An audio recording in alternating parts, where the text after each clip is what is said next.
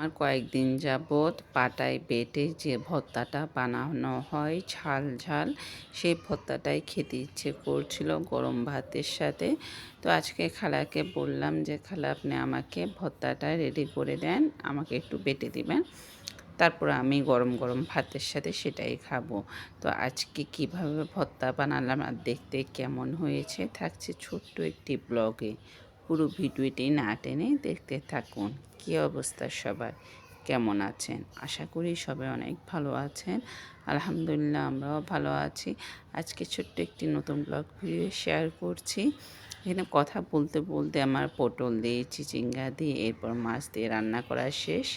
গতকালকে ডাল ছিল, কালা ভুনা ছিল গরু, আর ছিল এখানে চিকেনও ছিল 1 পিস, এটা ছেলের হয়ে যাবে।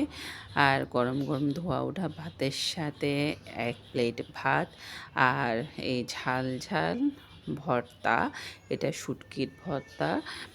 তো এটা 2 রকম ভর্তা দিয়ে আমি আজকে ভর্তাটা খালা আমাকে রেডি করে দিয়েছে। এতটাই মজা, আর অনেক দিন পর এভাবে মজা করে ভাত খেলাম আলহামদুলিল্লাহ। আর সাথে লেবুও নিলাম, ঝাল ঝাল একটু টক টক, সেটা কিন্তু ভালো লাগে মাঝে মধ্যে। এই ধরনের খাবার যখন আমাদের মুখে রুচি চলে যায়, তখন এই ধরনের খাবার দিয়ে আসলে 1 প্লেট ভাত নিমিষেই শেষ হয়ে যাবে।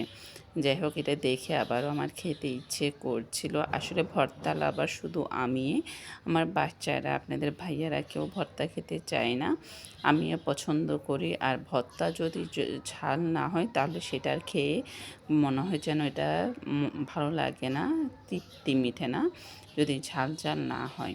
যাই হোক, এক একজনের ঝাল পছন্দ, এক একজনের ঝাল অপছন্দ। আমার কাছে ঝালটাই ভালো লাগে।